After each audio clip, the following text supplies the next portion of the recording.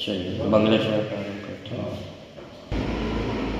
लो अरिहंताण लो सिद्धाण नमो वायरियाण लो वच्छायाण लो सबसाहुणम् मंगलम भगवान वीरो मंगलम मोगरी मंगलम कुंज कुंदाजो जय धर्मोस्तु मंगलम सर्वमंगल मांगल्यम सर्वकल्याणकारकम प्रधानम सर्वधर्माणां जैनं जयतु शासनम् मोक्षमार्गस्य नेतारं वेत्तारं कर्मभूभृतां ज्ञातारं विश्वतत्त्वानां वन्दे तद्गुणलब्धये।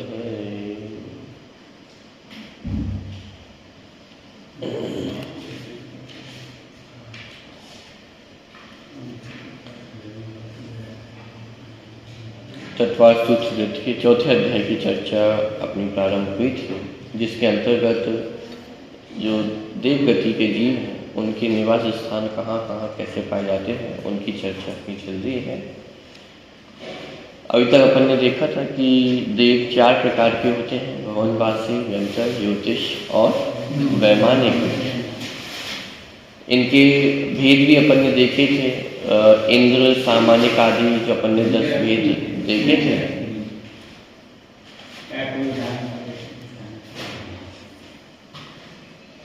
चारों ही निकायों के देवों में इस प्रकार के भेद पाए जाते हैं, इंद्र, सामानिक आदि 10 प्रकार के जो भेद अपन ने देखे थे। व्यंतर और ज्योतिष में अंतर था, उसमें त्रायतंश और लोकपाल ये 2 भेद नहीं पाए जाते थे, 8 भेद ही उनमें पाए जाते हैं। सबसे पहला भेद इंद्र का आया था, तो इंद्र की चर्चा यहाँ पे प्रारंभ हुई थी कि किस किस निकाय के देवों में कितने कितने इंद्र पाए जाते हैं। तो शुरू की जो 2 निकाय हैं, भवनवासी और व्यंतर, इनमें 2-2 इंद्र पाए जाते हैं। इंद्र का मतलब जैसे अपन 16 स्वर्गों में सौधर्म इंद्र आदि समझते हैं, जैसे सौधर्म इंद्र है तो वो तो एक ही इंद्र होगा, वहाँ पे 2 इंद्रों की व्यवस्था नहीं है। लेकिन भवनवासी और व्यंतर देवों में 2-2 इंद्र होते हैं। तो उस प्रकार की चर्चा अपन ने कल देखी थी।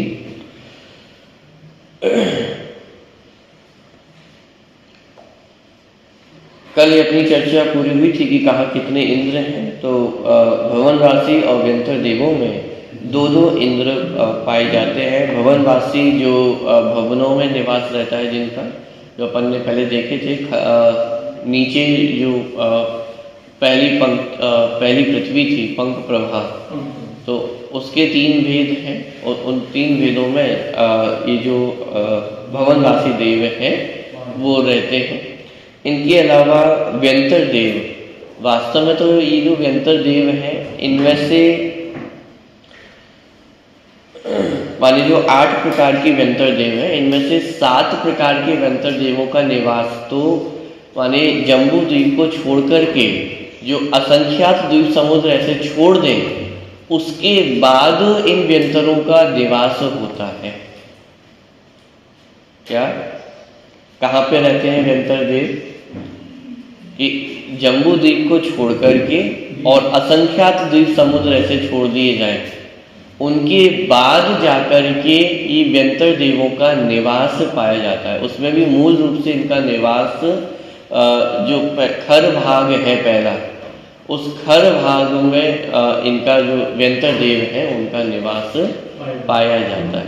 तो जम्बू द्वीप में तो ये रहते ही नहीं है, मात्र एक मेरे ख्याल से शायद राक्षस जाति के जो व्यंतर देव हैं उनका निवास मात्र इस जम्बू द्वीप में और नीचे के जो खर भाग है उसमें पाया जाता है। इसके अलावा बाकी सभी व्यंतर देवों का निवास तो असंख्यात द्वीप समुद्र छोड़ करके ठीक है। चलिए, इतनी चर्चा कल अपनी हुई थी। आज आगे की चर्चा अपन प्रारंभ करते हैं। प्रश्न क्रमांक 184 पे देवों की मैथुन संज्ञा। देखिए, इन देवों की स्पर्श इंद्रिय जन्य सुख किस प्रकार होता है, आगामी सूत्रों में यह बताते हैं। 7वें नंबर का सूत्र है, काय प्रविचारा आ ऐशानात्। ईशान स्वर्ग तक, माने जो शुरू के 2 स्वर्ग है, सौधर्म और ईशान, तो इन 2 स्वर्गों में जो देव गति के जो देव होते हैं वे काय प्रविचार, माने उनको काय के माध्यम से प्रविचार होता है। माने जो स्पर्श इंद्रिय जन्य सुख है वो काय के माध्यम से वे सुख को प्राप्त होते हैं। तो ईशान स्वर्ग तक, सौधर्म और ईशान, इन 2 स्वर्गों में देवों को काय प्रविचार होता है। अगला सूत्र 8वें नंबर का, शेषः स्पर्श रूप शब्द मनः प्रविचारः।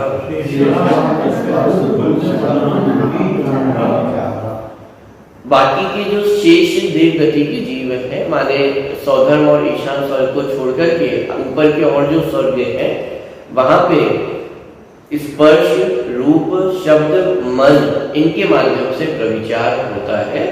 अब यहाँ प्रश्न खड़ा हो सकता है कि कहाँ तक के स्वर्गों के देवों को किस प्रकार से प्रविचार होता है, माने किसको स्पर्श के माध्यम से, किसको रूप के माध्यम से। तो उसका समाधान यह है कि पूर्व में जो आगम कथित है उसके हिसाब से आप समझ लेना, माने पूर्वाचार्यों ने जिस प्रकार का वर्णन किया है उस हिसाब से समझ लेना। इसमें अभी अपन पढ़ेंगे भी। माने कहने का तात्पर्य कि जो ऊपर के स्वर्ग के देव हैं उनको मात्र स्पर्श करने से, मात्र रूप का दर्शन करने से, मात्र देखने मात्र से, अथवा मात्र उनके शब्द सुनने मात्र से, और ऊपर जो सबसे 16वें स्वर्ग आदि के देव है उनको तो मात्र मन में विकल्प करने मात्र से, माने मन में सोचने मात्र से ही वो सुख की प्राप्ति हो जाती है।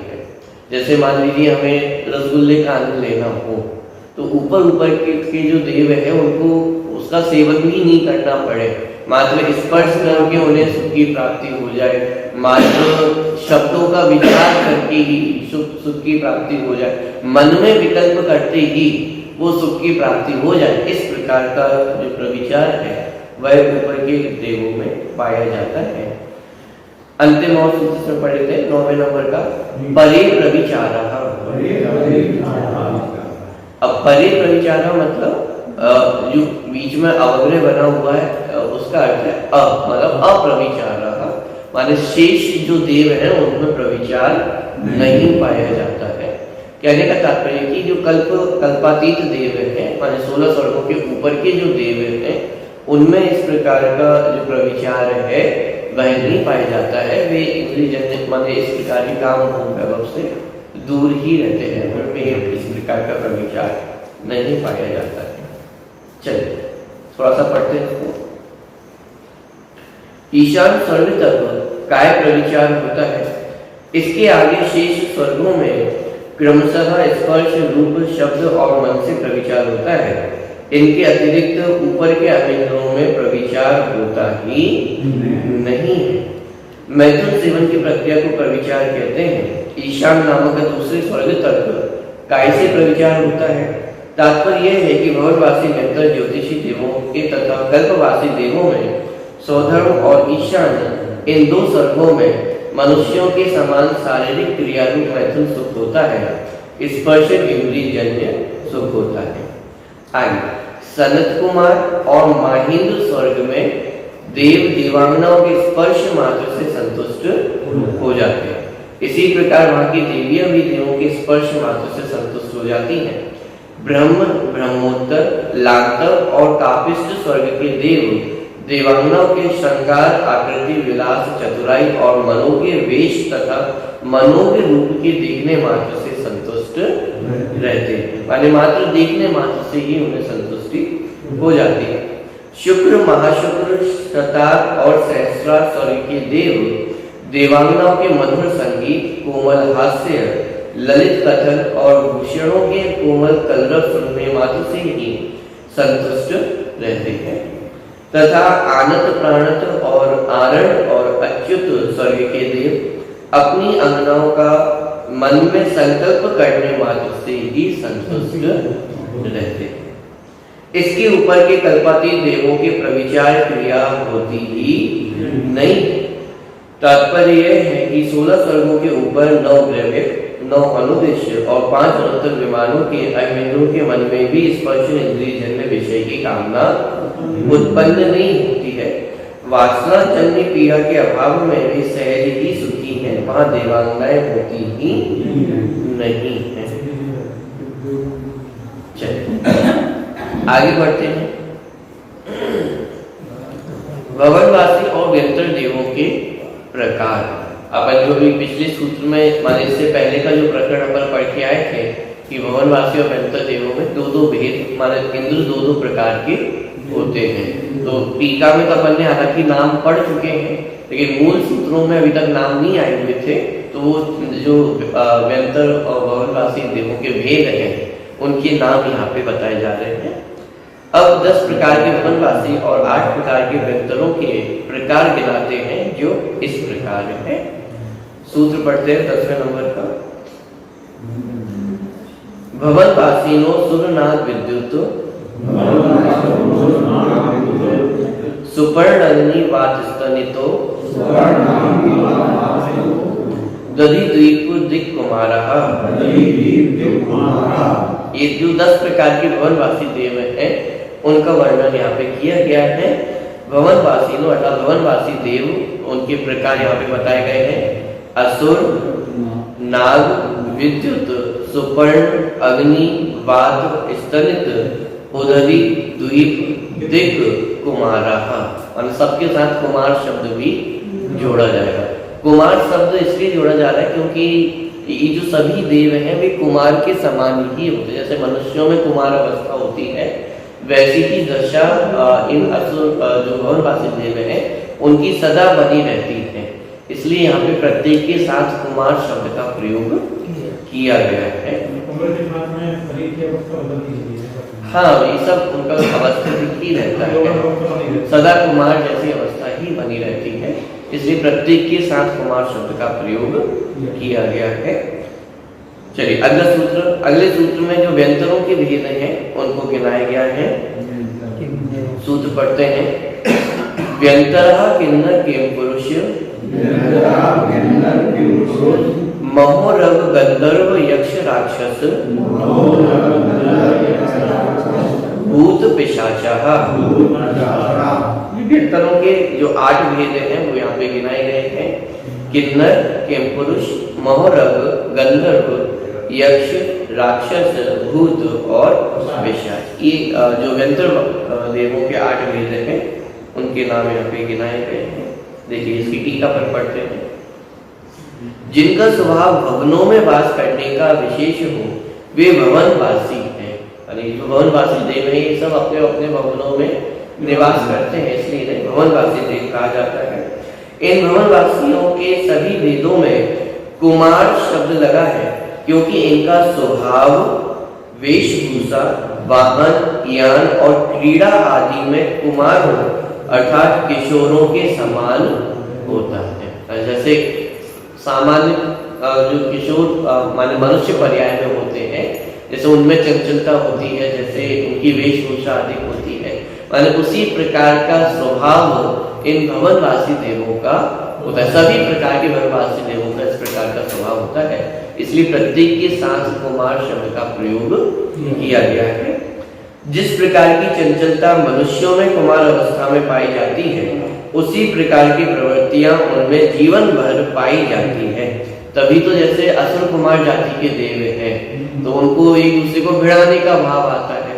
मानी जो चंचलता है उनके मन में कि वो कुमारों जैसी ही पाई जाती है। यही कारण है कि उनके नामों में कुमार शब्द का प्रयोग किया गया है। यह तो पहले बताया ही जा चुका है कि इनमें से असुर कुमारों के भवन अधोलोकी रत्न प्रभा पृथ्वी के पंख भाग में है और शेष 9 प्रकारों के भवन घर भाग में है। विभिन्न स्थानों पर रहने के कारण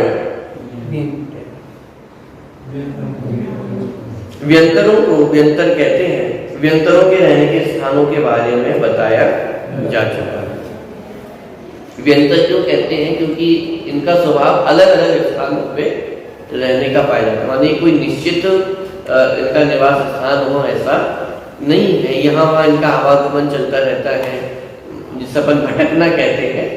वास्तव में तो उनका गमनागमन ऐसा चलता रहता है, क्योंकि चंचल प्रवृत्ति के ये देव होते हैं, तो एक जगह इनका मन लगता नहीं है वैसे। तो जहाँ विभिन्न स्थानों पर रहने के कारण व्यंतरों को व्यंतर कहते हैं। चलिए, अब जो ज्योतिषी देवों के प्रकार हैं उनकी चर्चा यहाँ पे की जा रही है। भवनवासी और व्यंतरों के प्रकार स्पष्ट हो जाने के बाद अब ज्योतिषियों के प्रकार बताते हैं। देखिए, सूत्र पढ़ते हैं 12वें नंबर का। ज्योतिषकः सूर्य चंद्रमसौ ग्रह नक्षत्र प्रकीर्णक तारकाश्च।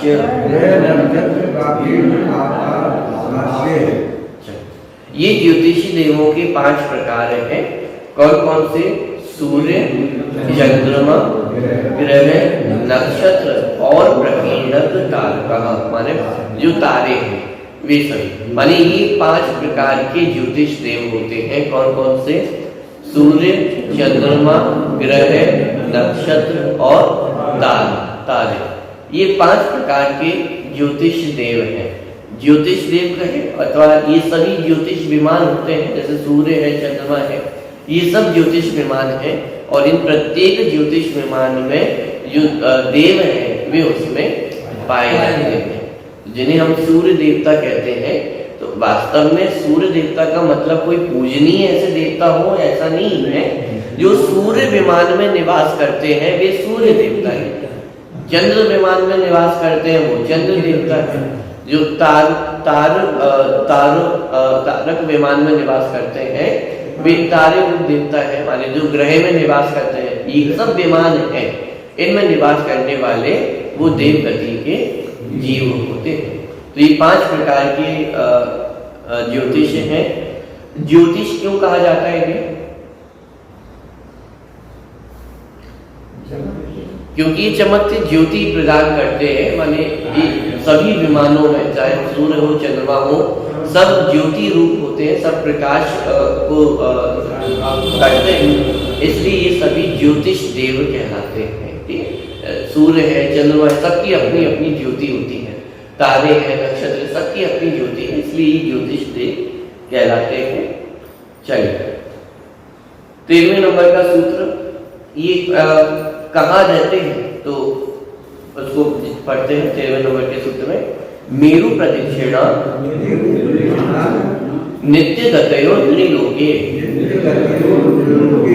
ये जो ज्योतिष देवों के विमान है ये निरंतर मेरु की प्रदक्षिणा करते हैं। मानी जो बीच में जम्बू द्वीप में सुमेरु पर्वत है, इस सुमेरु पर्वत की प्रदक्षिणा ये सभी जो सूर्य चंद्रमा आदि के हैं वे नित्य गतयो मतलब लगातार कंटिन्यू बिना रुके गति करते हैं।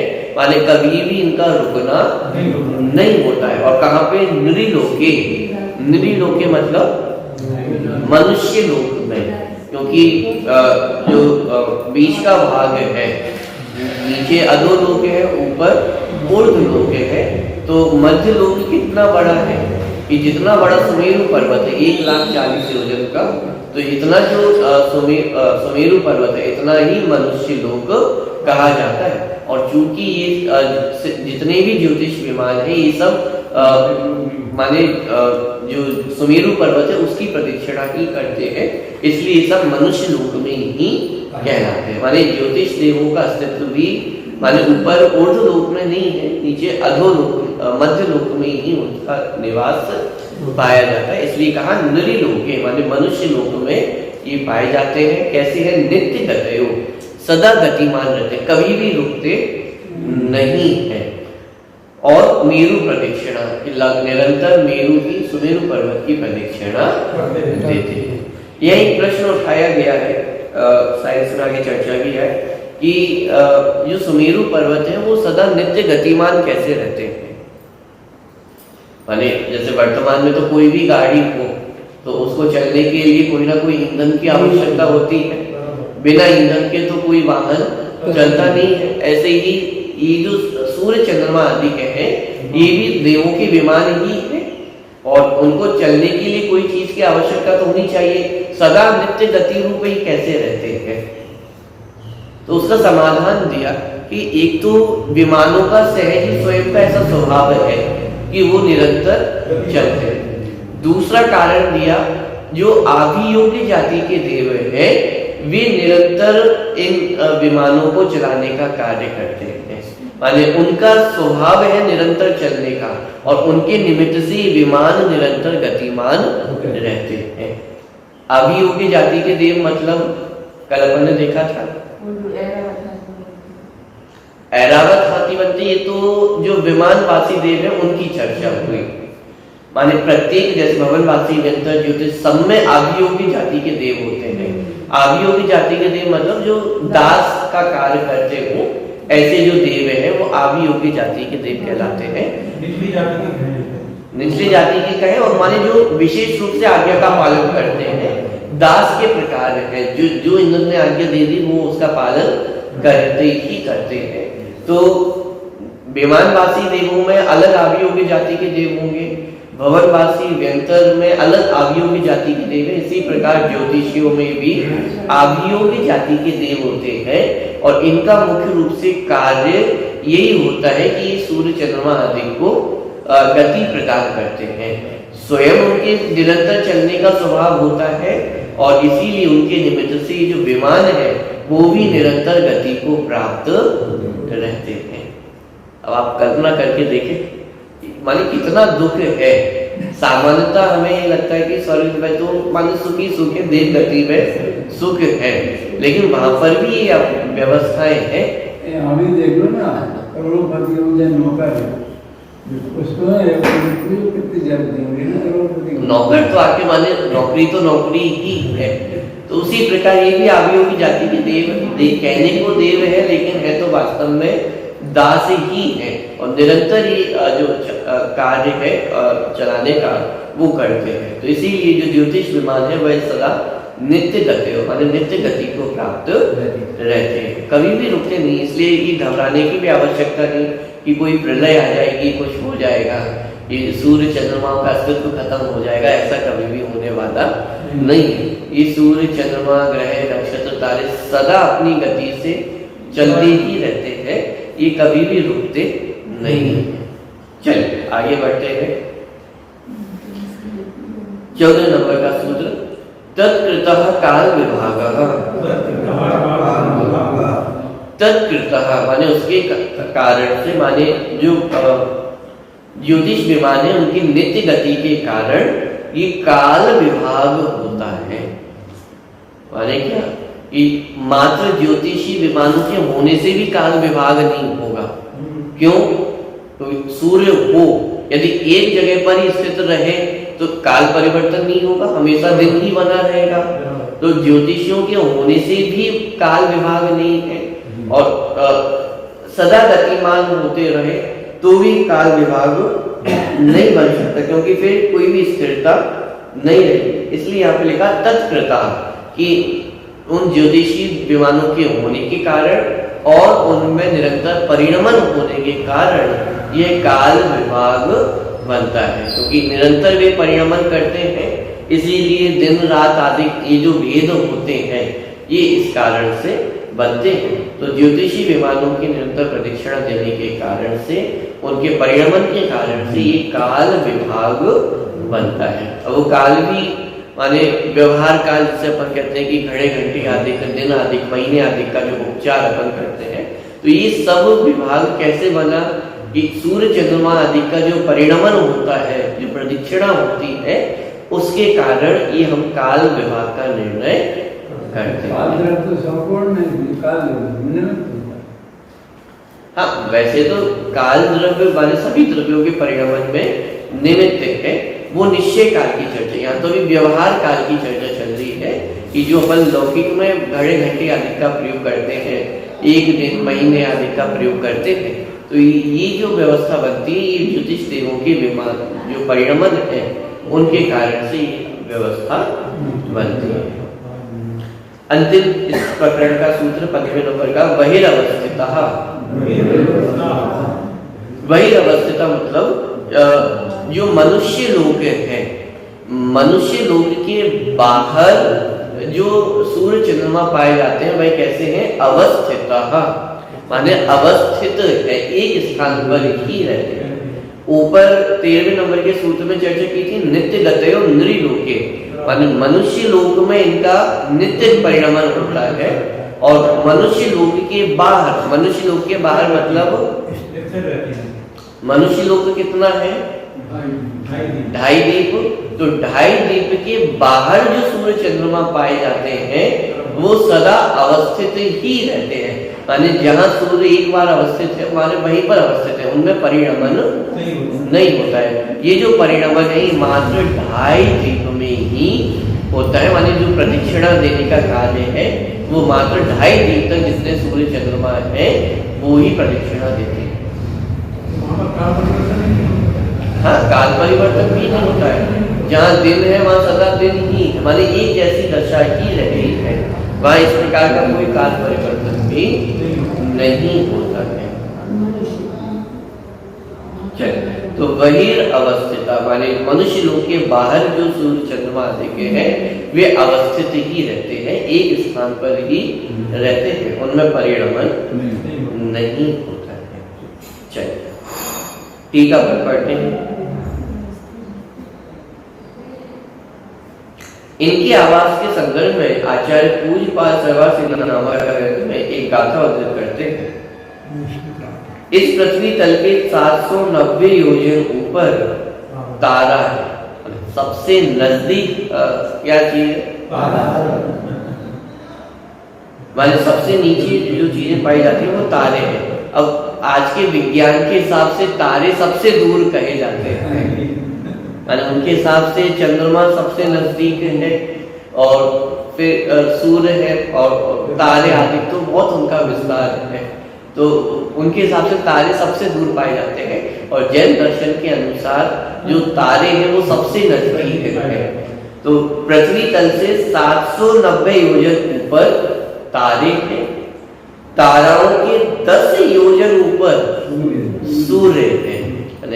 अब विज्ञान के हिसाब से तो सबसे पास में चंद्र है और फिर सूर्य बाद में आगे बीच में अवस्थित है। लेकिन यहाँ पर करते रहते हैं,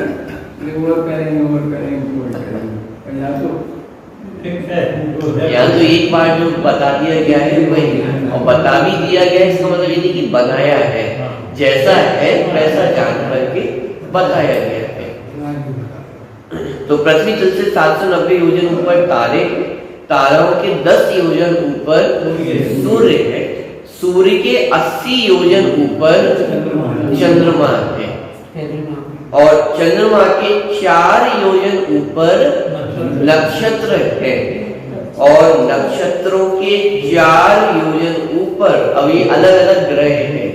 तो सबसे पहले बुध ग्रह है, फिर बुध से 3 योजन ऊपर शुक्र ग्रह है, शुक्र से 3 योजन ऊपर बृहस्पति है, बृहस्पति के 3 योजन ऊपर मंगल ग्रह है और मंगल के 3 योजन ऊपर शनि ग्रह है।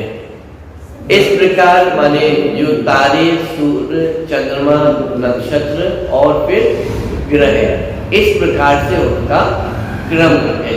तारे सबसे पास में 790 योजन ऊपर, माने पृथ्वी तल से 790 योजन ऊपर ये तारे पाए जाते हैं। तारों के ऊपर सूर्य पाया जाता है, सूर्य के ऊपर चंद्रमा, चंद्रमा के ऊपर नक्षत्र और फिर इन नक्षत्रों के ऊपर क्रम से एक एक ग्रह पाए जाते हैं। क्या स्वाध्याय नहीं करने से अनेक दिगंबर जैन में भी है, पूरे के दिन मंगल लग्न अब विचार करके देखिए, मंगल और शनि ग्रह तो सबसे ऊपर है। फिर मंगल हवन करने वालों बनाते रहते हैं वास्तव में तो जैन दर्शन में भी ज्योतिष शास्त्र है। बहुत से आचार्यों ने ज्योतिष शास्त्र का लेखन किया, लेकिन ज्योतिष शास्त्र की विशेषता माने जैन दर्शन में विशेषता ये है, ज्योतिष शास्त्र का प्रतिपादन ये नहीं है कि उन ग्रह नक्षत्रों के कारण ऐसा कुछ होता है, वे मात्र सूचक है। माने कुछ परिणमन देख करके, कुछ चीजों को देख करके यह ज्ञान हो जाता है कि ऐसा होने वाला है। उनके कारण होता हो ऐसा नहीं है, मात्र सूचक है। हाँ, जैसे अपन कहीं रास्ते में जाते हैं तो साइन बोर्ड लगा होता है कि ये साइन लगा है, माने इस दिशा में जाएंगे तो दिल्ली आएगा। तो क्या उस निशान के कारण दिल्ली आ रहा है क्या? वो तो मात्र सूचक है। दिल्ली है तो उसको सूचित करने वाला एक चिन्ह है कि इस दिशा में आप जाएंगे तो आपको दिल्ली प्राप्त हो जाएगा। ऐसे ही जो पहले पूर्वाचार्य हुआ करते थे, उनको निमित्त ज्ञानी हुआ करते थे। बालक रोया और उसके रोने के निमित्त से उनको ज्ञान हो गया कि कुछ घटना घटने वाली है। तारा टूटता हुआ दिखाई दिया तो उसको देख करके निमित्त ज्ञान के माध्यम से ही पता चल गया कि कुछ होने वाला है। ऐसे ही इसी प्रकार से जो अकाल पड़ा था, तो निमित्त ज्ञानी मुनिराजों को माने कुछ लक्षण देख करके ये ज्ञात हो गया कि आगे चल करके अकाल पड़ने वाला है। वो घटनाएं घटने के कारण अकाल पड़ा हो या घटनाएं घटती हो ऐसा नहीं है। जैसे आप कांच टूट गया तो कांच टूटने से कुछ अशुभ होता हो, शुभ होता हो ऐसा नहीं है। लेकिन जो निमित्त ज्ञानी है, ज्योतिष की ज्ञाता है, उनको ये ज्ञान हो जाते, लक्षण उन्हें पता चल जाते कि कुछ घटना घटित तो होने वाली है। तो ये मात्र सूचक है। अन्य जगह जो ज्योतिष शास्त्र का प्रयोग हो रहा है वो इस रूप में हो रहा है कि ऐसा होने के कारण ऐसा होता है। ये जैन दर्शन का ज्योतिष नहीं कहता है। जैन दर्शन का ज्योतिष शास्त्र का अर्थ मात्र होता है कि वे सूचक मात्र है, और वो भी जो निमित्त ज्ञानी हो वे उनके माध्यम से, जो ज्योतिष शास्त्रों के ज्ञाता हो वे उनके माध्यम से क्या, उनके माध्यम से माने अनुमान किया जा सकता है, माने उनके माध्यम से किस प्रकार का ज्ञान किया जा सकता है वो हो सकता है। माने वास्तव में जैन दर्शन में कर्तृत्व का प्रसंग खड़ा नहीं है। इसलिए यहाँ पे कोई इस प्रकार के शनि ग्रह शुद्धि कर ले, ये कर ले, वो कर ले, इस प्रकार की कोई व्यवस्था नहीं है। अब अन्य जगहों पे तो ये पूरा एक तरह से व्यापार ही आज के समय में बन गया है। सब आपके ग्रह खराब है, ये खराब है, वो खराब है, ऐसा करोगे तो ये सुधर जाएगा। अब आप देखें, अपन ये समझते हैं कि ग्रहों की जो स्थिति है वो सुधर जाएगी,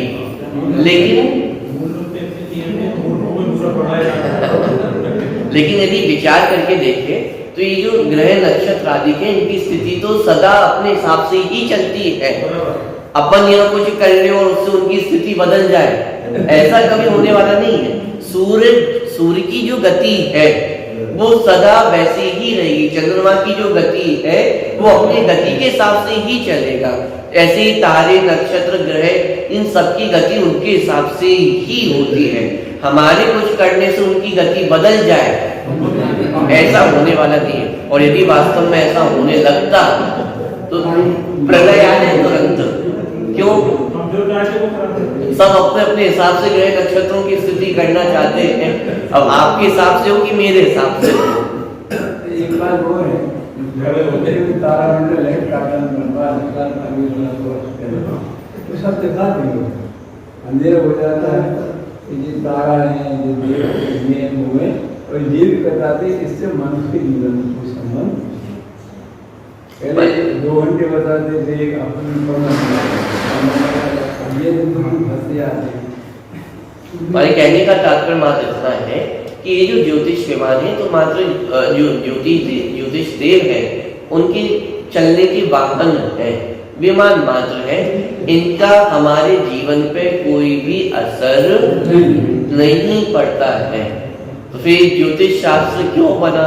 ये मात्र सूचक है कि ग्रह नक्षत्रों की स्थिति देखकर की सूचना मात्र मिल जाती है कि इसका जीवन कैसा होने वाला है, और वो भी निमित्त ज्ञानी कोई वो ज्योतिष शास्त्रों के ज्ञाता हो तो उनको एक जानकारी हो सकती है, लेकिन उनके होने से ऐसा कुछ होता है, सूर्य के चलने से हमारे जीवन में कुछ होता हो, ऐसा नहीं है। ठीक है, चलिए। उक्त कथन आचार्य पूज्यपाद सर्वार्थ सिद्धि नामक टीका के आधार से प्रस्तुत किया गया है। आचार्य अकलंक देव द्वारा राजवार्तिक में इससे कुछ हटकर बातें हैं जो इस प्रकार है। इस भूमि तल के 790 योजन ऊपर ज्योतिर्मंडल में सबसे नीचे तारागण है, उससे 10 योजन ऊपर सूर्य, उससे 80 योजन ऊपर चंद्रमा, उससे 3 योजन ऊपर नक्षत्र, उससे 3 योजन ऊपर बुध, उससे 3 योजन ऊपर शुक्र, उससे 3 योजन ऊपर बृहस्पति, उससे 4 योजन ऊपर मंगल और उससे 4 योजन ऊपर शनिचर है। इसी प्रकार का अंतर दोनों में उद्धृत गाथाओं में भी पाया जाता है।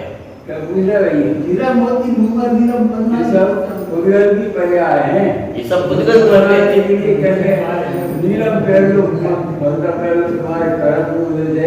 यहाँ ज्योतिष शास्त्र मैंने कहा तो ज्योतिष से रिलेटेड जो कुछ भी वर्तमान में मिथ्यात्व चल रहा है वो आप समझ लेना।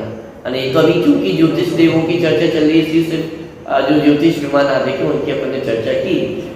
और भी जो ज्योतिष संबंधी ग्रहित मिथ्यात्व वर्तमान में चल रहा है उस सबका आप निषेध समझना। यहाँ एक बात विशेष ध्यान देनी योग्य है कि जहाँ भी इस प्रकार का अंतर हमें दिखाई दिया है वहां हमने सर्वार्थ सिद्धि के कथनों को मुख्यता प्रदान कर उसका उल्लेख प्रमुखता से किया है। इस तरह 110 योजन की मोटाई में सब ज्योतिषी देव रहते हैं तथा त्रियक रूप से घनोदरी बात विलय तक फैले हुए हैं। ये अंतिम स्वयंभू रमण समुद्र तो वो घनोदरी बात विलय से ही बिल्कुल लगा हुआ है, तो वहां पे भी जो सूर्य चंद्रमा है वे सब पाए जाते हैं। अब आप इस प्रकार से देखिए तो जम्बू द्वीप है, तो जम्बू द्वीप में 2 सूर्य और 2 चंद्रमा हैं। ऐसे आगे आगे भी जो संख्या है सूर्य चंद्रमाओं की वो और बढ़ती चली गई है। हाँ, तो देखिए तो इस प्रकार इसमें घनोदरी बात फैले हुए हैं। इनमें चंद्रमा इंद्र है और सूर्य प्रतीन्द्र है। हमें ये लगता है कि सूर्य का कुछ प्रभाव अधिक है और चंद्रमा का कुछ कम होगा, लेकिन इंद्र और प्रतीन्द्र की यदि व्यवस्था देखी जाए तो चंद्रमा वो इंद्र है और सूर्य प्रतीन्द्र है। अब सूर्य और चंद्रमा इंद्र प्रतीन्द्र है, इसका मतलब क्या? ये जो हमें सूर्य दिखाई देता है ये तो विमान है, इन विमानों में रहने वाला जो देव है वो इंद्र और प्रतीन्द्र है। तो सूर्य में रहने वाले वो प्रतीन्द्र है और चंद्रमा में रहने वाला जो देव है वह इंद्र होते हैं। ये ज्योतिषी देव मनुष्य लोक में अर्थात 2.5 दीप में मेरु पर्वत से 1121 योजन दूर रहकर उसके चारों ओर प्रदक्षिणा रूप निरंतर घूमते रहते हैं। जम्बू द्वीप में 2, लवण समुद्र में 4, धात्री खंड द्वीप में 12, कालोदरी में 42 और पुष्करार्ध में 72 चंद्रमा है। कितने चंद्रमा है? इस प्रकार 2.5 दीप में 132 चंद्रमा है। 132 चंद्रमा मात्र 2.5 दीप में, और फिर बाहर देखे तो असंख्यात चंद्रमा आते हैं। एक चंद्रमा के परिवार में को कितना ज्ञान था। अब मानिए ये चीजें पढ़कर के हमें सर्वज्ञता की महिमा ख्याल में आती है। सामान्य अपन भाषा में कह देते हैं कि जो 3 लोक और 3 काल को जानते हैं, लेकिन वो 3 लोक कितना बड़ा है और कितना सूक्ष्म है ये भी अभी जो अपन वर्णन पढ़ रहे हैं तो बहुत स्थूल वर्णन है। अब बाकी के चंद्रमा कितने के साथ असंख्यात है, अपन ने तो एक असंख्यात शब्द बोल दिया, लेकिन केवली भगवान के ज्ञान में तो वो एक एक सूर्य चंद्रमा एक एक चीज वो एकदम सूक्ष्मता से उनके ज्ञान का विषय बनती है। तो थोड़ा भी यदि अपन बारीकी से देखें तो सर्वज्ञता की महिमा और सर्वज्ञ का ज्ञान जो है उसकी महिमा भी हमें ख्याल आती है। पूरे गुरु की मानता छूट जाए, आदरणीय गुरु गुरुदेव की मानता छूट जाए। चलिए, एक चंद्रमा के परिवार में, अभी माने एक इंद्र का पूरा परिवार होता है, तो उस एक चंद्रमा के परिवार में एक सूर्य, 88 ग्रह, 28 नक्षत्र और 66,975 कोड़ी तारे होते हैं। तो ये एक चंद्रमा का परिवार है। माने जैसे जम्बू द्वीप में 2 चंद्रमा है, तो एक चंद्रमा के परिवार में एक सूर्य होगा। तो जम्बू द्वीप में कितने सूर्य होंगे? 2 सूर्य हो जाएंगे। एक चंद्रमा के साथ एक सूर्य, तो 2 चंद्रमा के साथ 2 सूर्य। तो एक चंद्रमा के परिवार में एक सूर्य, 88 ग्रह, कितने ग्रह? 88 ग्रह, 28 नक्षत्र और तारे कितने? 166,975 कोड़ी तारे होते हैं। लोक में तो ये हास्य के रूप में लिया जाता है, ऐसा तारे गिनो कितने होते हैं, तारे गिन नहीं सकते हैं। जैन दर्शन में तो बिल्कुल बराबर संख्या दी है, कितने तारे हैं, कितने नक्षत्र हैं, कितने ग्रह, सबकी चर्चा यहाँ पे है। काल 2 प्रकार का होता है, एक निश्चय काल और एक व्यवहार काल। घड़ी, मुहूर्त, दिन, रात, पक्ष, मास, वर्ष आदि को व्यवहार काल कहते हैं। इस व्यवहार काल का व्यवहार इन चंद्रमा सूर्य की गति से होता है। दिन और रात सूर्य की गति से तथा पक्ष और मास चंद्रमा की गति से सुनिश्चित होते हैं। इसमें ये भी विशेषता है कि आज जो हम सूर्य देख रहे हैं, अब वो सूर्य हमें कब दिखाई देगा? परसों दिखाई देगा, और एक दिन छोड़ करके, क्योंकि जम्बू द्वीप में 2 सूर्य और 2 चंद्रमा हैं। तो आज जो सूर्य हमें दिखाई दे रहा है वो सूर्य कल दिखाई देगा, कल दूसरा सूर्य दिखाई देगा, परसों फिर जो आज अपन ने सूर्य देखा वो सूर्य दिखाई दे। और इस प्रकार क्योंकि 2 सूर्य चंद्रमा है और वो निरंतर परिभ्रमण करते रहते हैं, तो इसी प्रकार सूर्य और चंद्रमा में भी ये बात समझना। तो इस प्रकार दिन और रात का जो भेद है वह सूर्य की गति के कारण बनता है, और पक्ष और मास चंद्रमा की गति से सुनिश्चित होते हैं। क्योंकि शुक्ल पक्ष और कृष्ण पक्ष, ये 2 पक्ष बनते हैं, और इन 2 पक्षों को मिलाकर के एक मास बनता है।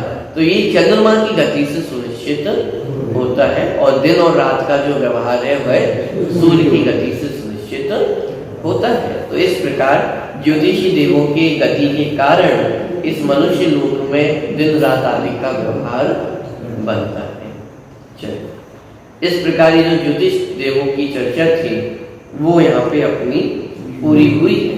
अब आगे के सूत्रों में जो विमानवासी देव हैं उनकी चर्चा प्रारंभ होगी, वो अपन अगले सत्र से प्रारंभ करेंगे। अभी की चर्चा अपन यहीं तक सीमित रखें।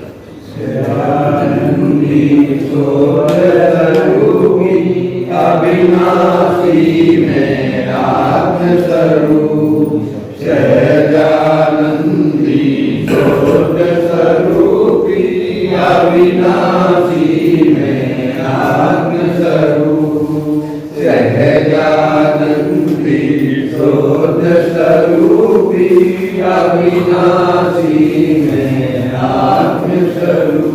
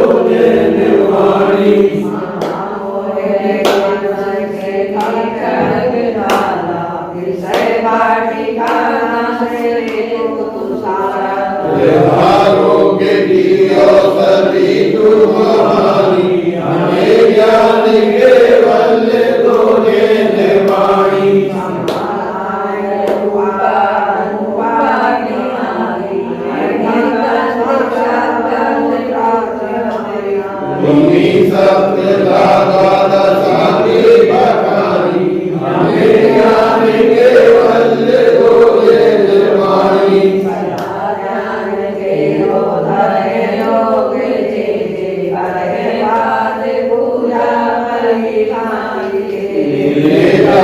मोक्ष की राजधानी हमें ज्ञान केवल्य दोहे निर्वाणी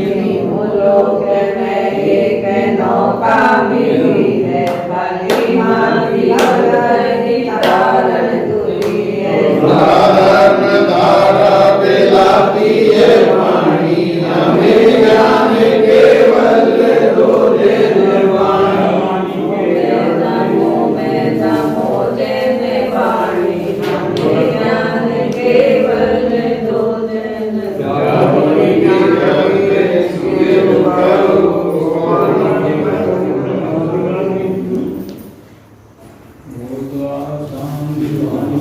माता की